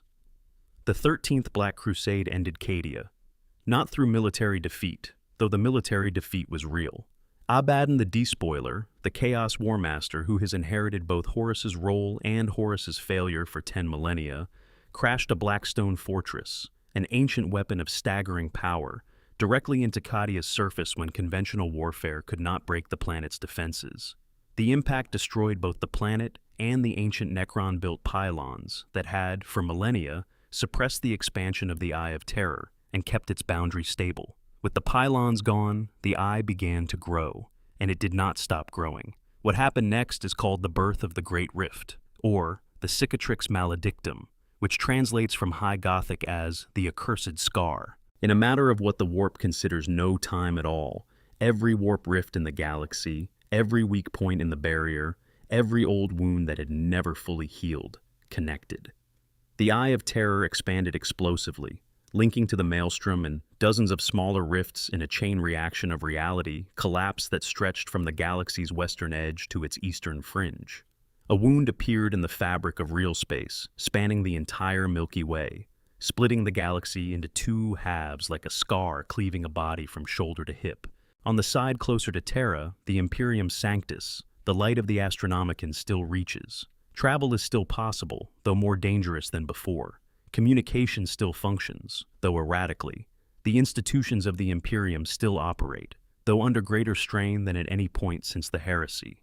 On the other side, in what is now called the Dark Imperium, or the Imperium Nihilis, the light of the Astronomicon barely penetrates. The Great Rift acts as a psychic barrier, disrupting navigation and communication, cutting off hundreds of worlds from any contact with the rest of human civilization. Warp storms of unprecedented fury rage constantly along the rift's length, and some travel through what used to be manageable warp space on that side of the galaxy has become essentially impossible. Entire subsectors fell silent immediately after the Great Rift opened and have not been heard from since. The physical effects extend to real space as well. Since the Great Rift's creation, the laws of physics have frayed at its edges. Worlds near the rift experience temporal distortions so severe that they have practical consequences. Some planets found that centuries had passed in the time it took their neighbors to experience a single year. Others were frozen in the moment the Great Rift opened. Not dead, but existing in a kind of temporal stasis, their populations unaging and unmoving like figures in a painting. Still others experience constant temporal flux, where the inhabitants age at different rates and time itself has become locally inconsistent. The Hadex anomaly, a smaller but particularly strange warp rift in the eastern fringe, demonstrates what these effects can produce at their most extreme. The anomaly is possibly sentient. It moves. It spews time from other dimensions into the surrounding space, distorting attempts to monitor it. Its outer rim is surrounded by ghost ships trapped in temporal stasis, vessels that were caught by its influence at some point in the past and have been suspended there ever since, existing neither in normal time nor anywhere else that has a name. The stars closest to the anomaly have been contaminated by it, their light shifting to a deep carmine that casts a reddish illumination across the surrounding void and has the property of corrupting anything it touches over time.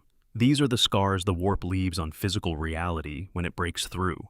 Not just supernatural horror, but temporal horror, the horror of time ceasing to mean what it should mean, of cause and effect becoming unreliable, of the simplest fact you have always relied on, the fact that the past stays in the past, becoming suddenly negotiable.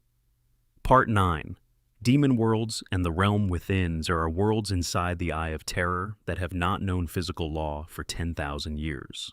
They are called demon worlds, and they are perhaps the clearest picture of what full warp saturation of a physical environment produces over time. The Eye of Terror is not simply a region of space near a warp rift. It is a region where the warp and real space have blended so completely that the distinction barely exists anymore. Within the Eye, ships can enter the warp without a drive simply by crossing certain invisible boundaries. The planets there are not governed by geology or atmospheric chemistry, but by the will of the demons and chaos champions who control them, their surfaces reshaping themselves in response to the psychic pressure of their inhabitants and the aspects of the chaos gods they are dedicated to.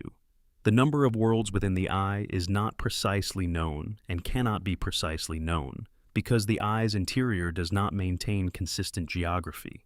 Worlds move. New ones form from raw warp matter given enough psychic pressure and enough accumulated will. Old ones dissolve when the consciousness sustaining them dissipates. Some worlds have existed since the Eye was created, in the birth howl of Slaanesh, and have had 10,000 years to develop into something as stable as anything in the warp ever gets. Others last weeks. There is a record in the inquisitorial archives of a chaos warband that made planetfall on a world that had not existed during their approach, and had ceased to exist by the time they attempted to leave, stranding them in a pocket of rapidly collapsing warp space that consumed them over the course of what the warp considered a Tuesday afternoon. A world dedicated to Khorne might be a landscape of eternal battle, its plains of dried blood stretching to ash-covered horizons, where armies have fought for so long that neither side remembers why the war began.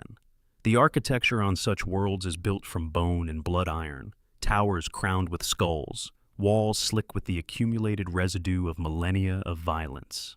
The sky is the color of old wounds, a deep dark red that does not shift with any kind of diurnal cycle, because diurnal cycles imply a sun, and the concept of a sun implies physics, and physics does not apply within the domain of the blood god in any meaningful way. The only music is the clash of weapons, and the screaming of those who are not yet dead. Khornate demon worlds are paradoxically the easiest to understand among the four primary types, because the logic of violence, however extreme, is at least comprehensible. They are simply places where nothing matters except the next fight. A world belonging to Nurgle would feel, to any observer who survived long enough to observe it, almost peaceful at first. There are gardens, lush and impossibly fecund, with vegetation and colors that do not exist in the natural world, heavy with fruits that are beautiful until you look at them long enough to understand what is growing inside them. The air is warm and thick and sweet-smelling in a way that catches in the back of the throat and leaves a taste there that has nothing in common with any food you have ever eaten. The ground is soft underfoot, giving in a way that makes you aware, gradually, that you are not walking on soil. The demons that tend the garden are gentle in their approach, welcoming, genuinely glad for company. They offer things. They are not aggressive. They are patient in the way that things that have already won are patient, waiting for the visitor to understand that the process has already begun. And the disease works slowly. By the time you understand what is happening to your body, you have been there long enough that leaving feels less important than it should. This is Nurgle's particular genius and particular cruelty. There is no dramatic moment of choice on one of his worlds. The corruption creeps in at the edges of awareness, comfortable and warm, until the idea of being uncorrupted becomes the uncomfortable thing, the thing that requires effort to maintain.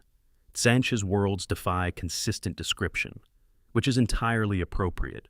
They change. Every time you look away and look back, something fundamental has shifted. The geometry of the buildings does not follow rules that mathematics in any of its forms can describe. Doorways lead to places that cannot possibly be where they should be, given the positions of the doorways relative to each other, which themselves shift when your back is turned. Colors bleed through the sky in sequences that seem almost to be communicating something. The same way, very long words and languages you almost speak feel like they are almost meaning something, right up until the moment they stop. The demons there are enthusiastic and welcoming and interested in you, which is, given what they are, the most alarming thing imaginable. The traitor legions that inhabit these worlds and move through the eye of terror exist in a state that has no precise parallel in anything the physical universe produces. 10,000 years is an almost incomprehensible span of time. The Space Marines who fought at the Siege of Terra, who held weapons and screamed oaths in the corridors of the Imperial Palace, who watched Horus fall and fled into the eye ahead of the pursuing loyalists. Some of them are still alive. Some of them have changed so profoundly in 10 millennia of warp immersion that calling them Space Marines is a description of origin rather than of current state. Some have become demon princes, elevated by their patrons into half-divine entities of enormous power. Some have been absorbed into demon engines, their consciousness fused with machines of war in a way that is not entirely different from, and not entirely superior to, the Space Marine dreadnoughts they once faced in battle. But many of them are still fundamentally recognizable as what they were. Still mortal, still armored, still fighting in the name of gods they have served for 10,000 years with the same weapons they were issued in the 31st millennium. Maintained with obsessive care by warriors for whom the continuity between who they were and who they are now is one of the few things they still have. The long war they fight is called the Long War, with full awareness of what the length implies. They are not fighting to win in any single generation. They are fighting with the understanding that they have 10,000 years of investment in this conflict, and the patience that comes from having already outlasted the span of most human civilizations. The realm of chaos itself, the portion of the warp where the four great gods hold their domains, is a place that human minds were not built to process. The formless wastes exist between the four kingdoms, an endless expanse of raw warp energy that is neither claimed nor shaped, where entities that serve no particular master wander and do whatever it is that warp entities do when they are not actively destroying something. Chaos furies hunt through these wastes in packs, mindless hunger given wings and claws, attacking anything they encounter. Demon princes of sufficient independence roam here as well, carving out small domains of their own in the spaces between the great gods' territories, running what amount to minor principalities of organized chaos. The concept of a demon prince, a mortal who has been elevated by a chaos god's favor into a semi-divine existence within the warp, represents one of the most insidious promises the ruinous powers make. Become powerful enough in service to your god, sacrifice enough, corrupt enough, destroy enough, and you are offered a transformation, not death, not oblivion, an ascension. Your body reshapes itself into something magnificent and terrible. Your consciousness expands in ways that a mortal mind cannot imagine. Your power increases to levels that put you above anything you once were. Several Primarchs accepted this transformation. Magnus the Red, once a scholar of infinite curiosity and genuine love for humanity, is now a demon prince of Tzeentch, his enormous intelligence bent entirely to schemes and plots in service of the Changer of Ways. Mortarion, who fought against chaos all his life and then was consumed by it in the one moment he was too weak to resist, is a demon prince of Nurgle, commanding the Death Guard as they spread pestilence across the galaxy. Fulgrim, who was beautiful and talented and passionate and let those qualities curdle into something monstrous, is a demon prince of Slaanesh. They are still there, still present in the warp and in the physical universe when their patrons choose to send them, still serving their gods. And whether there is anything of the men they were still alive inside the things they have become, looking out from behind the demon's eyes with full memory of everything they lost, is one of the most haunting unresolved questions in the entire lore. The answer the setting implies, without ever quite confirming, is yes. There is something left of Magnus the Red inside the entity of crystalline sorcery that now bears his name. There is something left of Mortarion inside the Plague-Bearer Prince. And if that is true, then the ascension to demon princehood is not a transformation into something else. It is a permanent entrapment inside a version of yourself that you no longer control, your perspective intact, your memory intact, your ability to care about what happens intact, while your will and your actions belong to something else entirely. The awareness is preserved. The agency is the price. Part 10. The terror that cannot be defeated. We have spent a very long time looking at what the warp is and what it does. We have walked through the nature of it and the gods that inhabit it and the catastrophes it has already caused and the ongoing horror of living in a galaxy where it is present and active and growing. And I want to spend this final section on the one thing that ties all of it together and makes the warp, philosophically, the most frightening thing in Warhammer 40,000. The warp cannot be defeated. This is not a failure of imagination on Games Workshop's part. It is not a narrative limitation or a lack of will to resolve the setting's central conflict. It is the point. The warp cannot be defeated because the warp is made of something that cannot be eliminated as long as sentient life exists. As long as something somewhere in the universe can feel rage, Khorne exists. As long as something can feel despair, Nurgle exists. As long as something can desire change, Tzeentch exists. As long as something can feel hunger or pleasure or obsession, Slaanesh exists. The four great gods of chaos are not external threats that humanity brought upon itself by some historical mistake that a better decision could undo. They are made from what it means to be alive and conscious. There is no version of this story where the chaos gods are destroyed because there is no version of sentient life that produces none of the emotions they feed on. The only way to eliminate Khorne would be to create a universe without anger, without violence, without the warrior's pride and the survivor's fury. And you cannot do that without creating a universe without something fundamental to what minds are. Anger is not simply a character flaw. It is a survival mechanism. It is the response that helps a creature defend itself and its offspring and its community when something tries to destroy those things. You cannot remove it from consciousness without removing something that consciousness needs. The same is true for all four. Fear of death feeds Nurgle, and creatures that do not fear death do not survive long enough to develop civilization. Hope and ambition feed Tzeentch, and without those there is no progress, no art, no science, no reaching beyond the circumstances you were born into. Pleasure and desire feed Slaanesh, and desire is what motivates every action a sentient being ever takes, from the most noble to the most shameful. The Chaos Gods are sustained by the very emotions that define consciousness. You cannot defeat them without removing the conditions that generate them, and the conditions that generate them are the conditions that make intelligent life what it is. This is what makes the 40,000 universe genuinely, philosophically despairing in a way that most grimdark settings only gesture at. The darkness does not have a solution. The war does not have a winning side, not in any final sense. The best that can be achieved is endurance. The best that can be hoped for is another day of holding the line. The Imperium of Man at 10,000 years old is not a civilization on its way to victory. It is a civilization in the process of a very slow, very dignified, very determined dying. And the warp knows this. The Chaos Gods are patient in a way that no mortal mind can fully appreciate. They have been waiting for billions of years already. The difference between now and 10,000 years from now is nothing to them. The difference between winning this century and winning the next is not a meaningful distinction when you are composed of emotions that will not stop existing as long as mortals live. They can afford to lose battles. They can afford to lose wars. They cannot be worn down because they are not tired, cannot be bled out because they do not run on blood, cannot be demoralized because they are made of the things that demoralize others. Consider what this means for every meaningful victory the Imperium of Man has ever achieved. Every Black Crusade repelled, every demonic incursion broken, every heretic caught and executed before their chaos cult could open the door it was trying to open. Every world saved that would otherwise have been lost. Every one of these victories is real. Every one of them matters, in the sense that people who would have died did not die, and places that would have been lost were not lost, and the line held for another generation.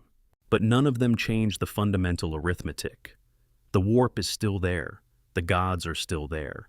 The emotions that feed them are still being generated every second of every day by every sentient being in the galaxy. The equation does not improve over time, it worsens. The Emperor on the Golden Throne knows this. His 10,000-year vigil, neither living nor dead, burning himself up slowly to keep the light on for a civilization he cannot communicate with and cannot guide, is not an act of certainty that things are working out. It is an act of stubbornness. It is the refusal to let go before he has to, the insistence on giving humanity every possible moment of borrowed time, the hope that in those borrowed moments something will change that could not be predicted when the throne was built.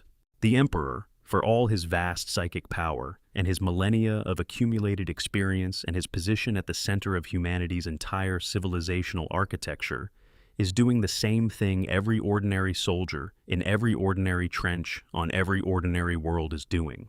He is holding on, because the alternative is letting go, and he is not ready to accept that. The Grey Knights, the Space Marine chapter, built specifically to fight demons, know this on a daily operational basis. They fight with absolute dedication and absolute effectiveness, the finest anti-demonic force humanity has ever produced. Their weapons are forged with protections that no other Space Marine chapter's armaments carry.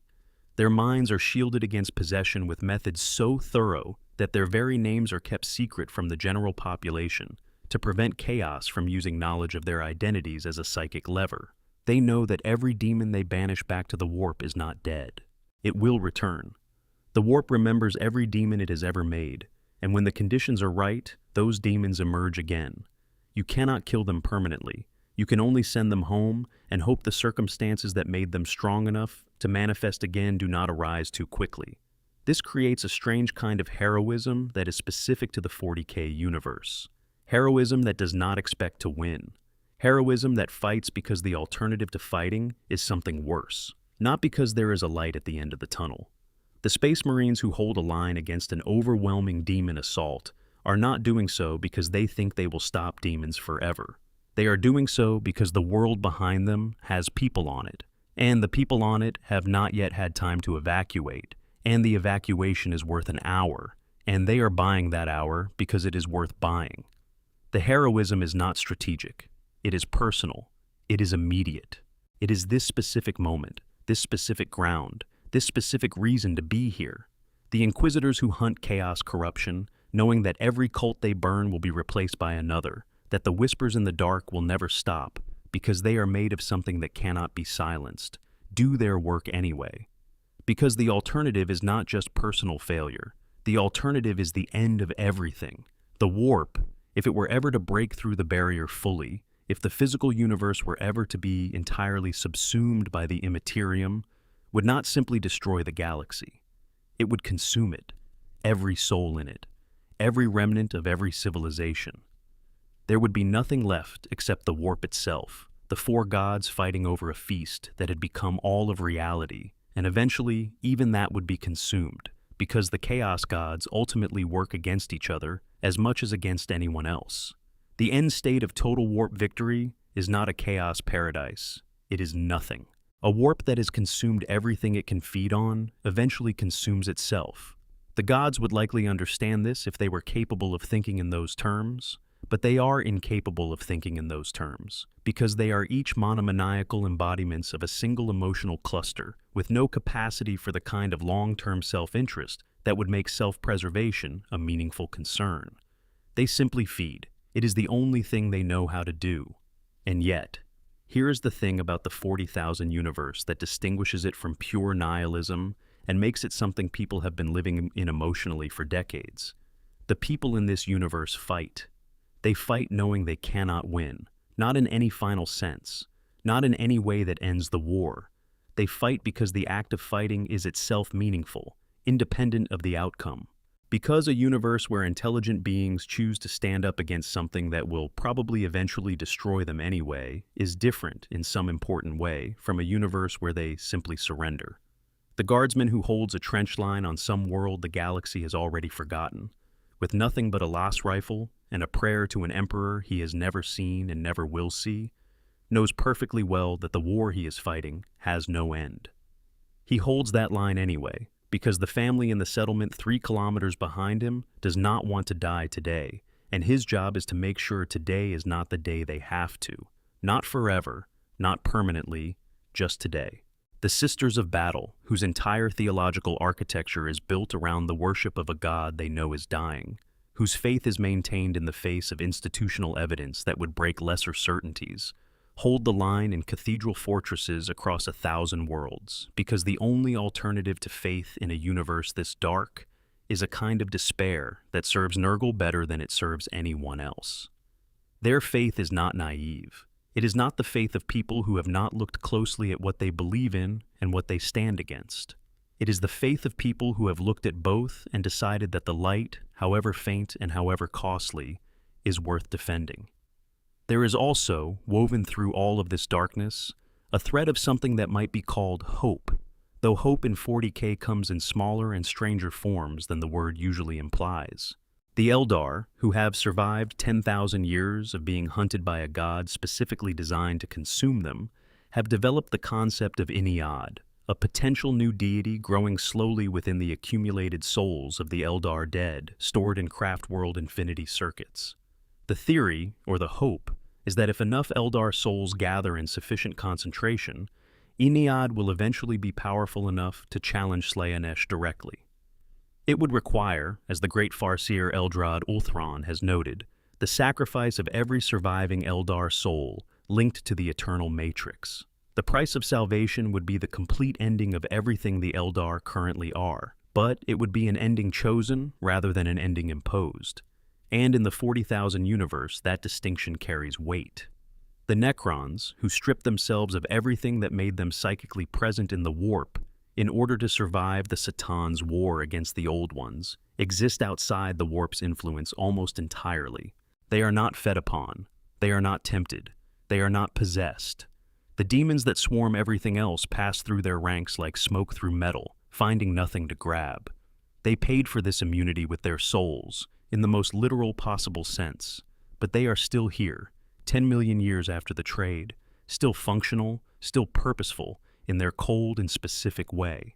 Whether this represents a victory over the warp, or simply a different kind of loss, is a question the lore leaves deliberately open. And humanity, with all its fragility and all its psychic vulnerability and all the burden of 10,000 years of an imperium that has been slowly breaking down for most of its existence, continues to generate something that the Chaos Gods find unexpectedly difficult to simply absorb. It generates, again and again, the capacity for choices that seem irrational from the perspective of pure survival. The choice to protect someone you have never met. The choice to tell the truth when lying would save you.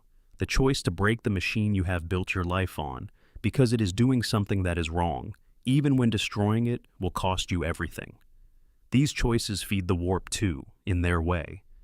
But they feed something in the warp that does not yet have a face or a name. Something that might, given enough time and enough choices of exactly this kind, become the fifth thing, the counterweight. This is what the warp teaches in the end. Not despair, though it is full of despair. Not nihilism, though it has plenty of that too. The warp teaches that the things worth protecting are worth protecting even when protection is endless and provisional and never final.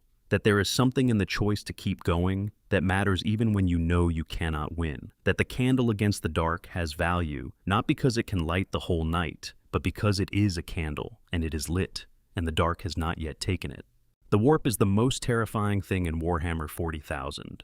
Not because it is impossible to fight, but because it will always still be there after the fight. Because it is made of us. Because you cannot exile something that grows from inside the nature of consciousness itself. And yet, the light burns. 10,000 years and counting, the light burns. Perhaps that is enough. Perhaps that is everything. That, in the end, is why the 40,000 universe moves people the way it does. Not because the darkness is absolute, but because even inside a darkness this deep, this old, this intimate, something is still choosing to push back, and it keeps choosing, and it keeps pushing. The warp is patient. So are we. If you made it all the way to the end of this one, genuinely, thank you.